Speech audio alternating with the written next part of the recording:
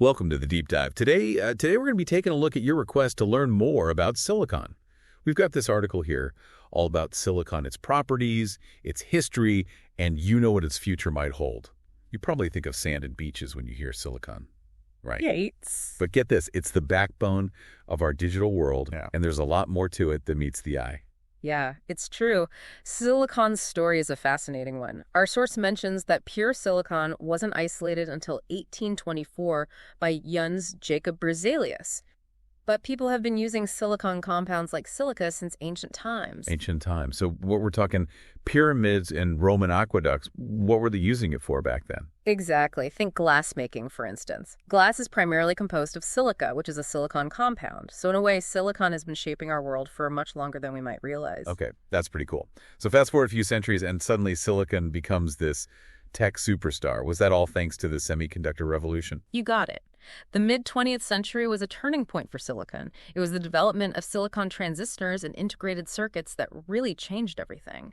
Suddenly, we could make smaller, more powerful electronics, and the world hasn't been the same since. And that's how Silicon Valley got its name, right? Yeah. All those tech companies popping up around this game-changing element. Precisely. But let's dive a little deeper into what makes silicon so special. The article describes it as a metalloid, which sounds pretty sci-fi. What exactly does that mean? Yeah, metalloid. Okay. It's not quite a metal, not quite a non-metal. So which side is it on? That's the fascinating part. It's kind of on both. It bridges the gap between metals and nonmetals, sharing some properties of each.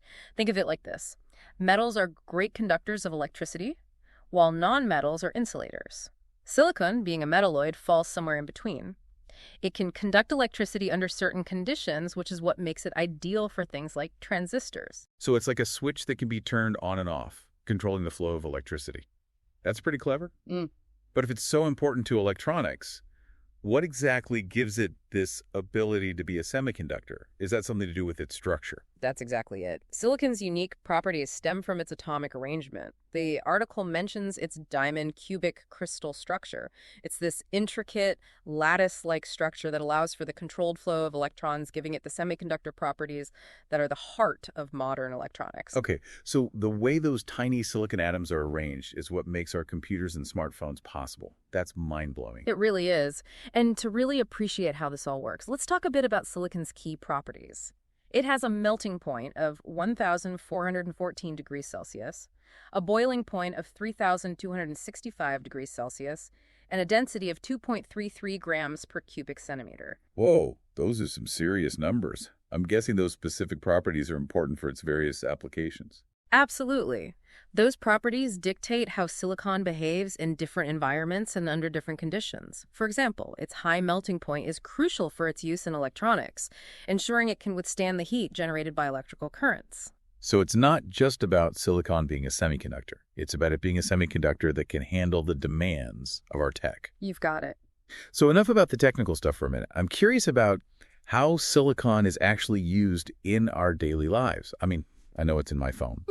But what else? I'm guessing there's more to it than just electronics, right? Oh, absolutely. You'd be surprised how much silicon is woven into the fabric of our everyday lives. It's far more than just smartphones and computers. Okay, spill the silicon secrets. Where else can we find this hidden gem? Well, let's start with the more obvious electronics. You mentioned smartphones. Those wouldn't exist without silicon chips. And then there are computers, laptops, tablets, televisions, you name it. They all rely on silicon to process information and run smoothly. All right, so silicon is the brains of the operation. Makes sense. But you said it was more than just electronics, right? What else is this wonder element hiding in? Here's one you might not expect. Construction. Remember we talked about silica being used in glass making? Well, it turns out silicon dioxide, which is essentially silica, is also a primary ingredient in concrete. Wait, seriously? So the buildings we live and work in are partially made of the same stuff that's in my phone? Exactly. It's amazing how versatile silicon is. That's wild. Okay, so silicon is in our electronics, it's in our buildings. Where else might I be running into it? Think about the energy that powers our world. Silicon is a key player in renewable energy through solar panels. Those panels are made up of silicon cells that convert sunlight into electricity. Right, solar panels. I knew silicon was involved there, but I never really thought about how it actually works. So it's basically harnessing the power of the sun. Precisely. And it doesn't stop there. Researchers are exploring the use of silicon in advanced batteries to boost energy storage capacity. This could be a game changer for electric vehicles and renewable energy grids. Okay, so silicon is a construction worker, an energy guru, and a tech whiz. What else can this element do? Don't tell me it's making a cameo appearance in healthcare, too. You're absolutely right. Silicon-based polymers, sometimes called silicones, are widely used in the medical field. They're found in everything from prosthetics and implants to medical tubing and even drug delivery systems. Wow, I had no idea. So it's helping people heal and live better lives, too. That's right. And let's not forget the role of silicon chips in healthcare technology.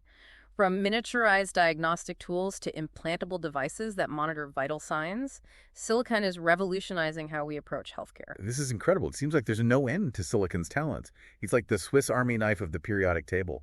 It really is. And the most exciting part is that we're only just beginning to scratch the surface of its potential.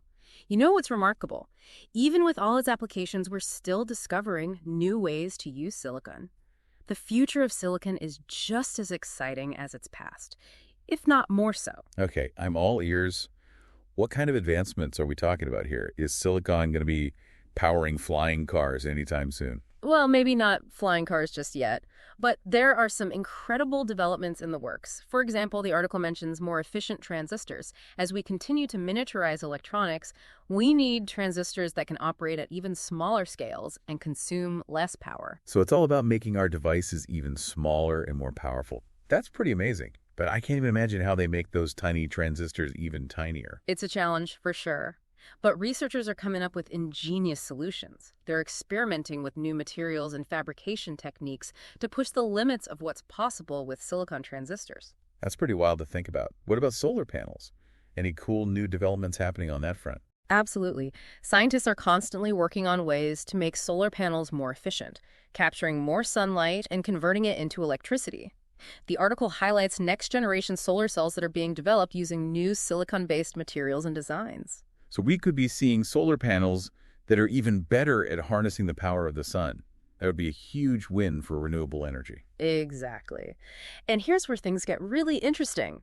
Silicon carbide. Have you heard of that one? Silicon carbide. Sounds vaguely familiar, but I can't place it. Refresh my memory. What's so special about silicon carbide?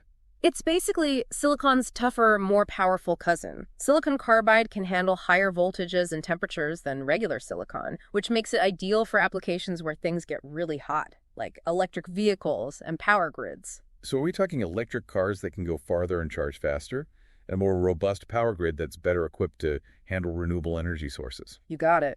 Silicon carbide is opening up new possibilities for high-performance electronics, and it's a field that's rapidly evolving. Okay, this is seriously cool stuff.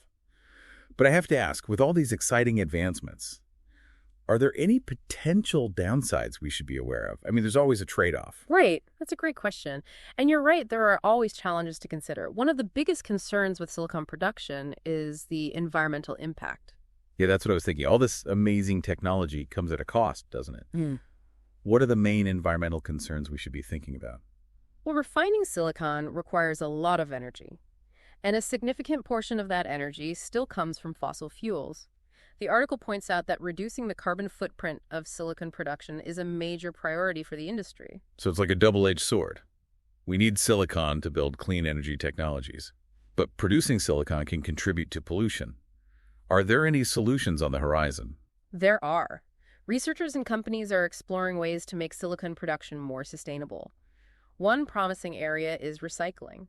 Did you know that we can actually recover silicon from electronic waste? Wait, really? So instead of mining new silicon, we can just reuse what we've already got? Exactly. Recycling silicon not only reduces the need for mining, which can be environmentally damaging, but it also helps conserve this valuable resource. That's fantastic. It sounds like a win-win for the environment and for technology. What about solar panels? What's being done to make them more sustainable? The push for greater solar panel efficiency is a key part of that. The more efficient the panels, the less silicon is needed to generate the same amount of energy.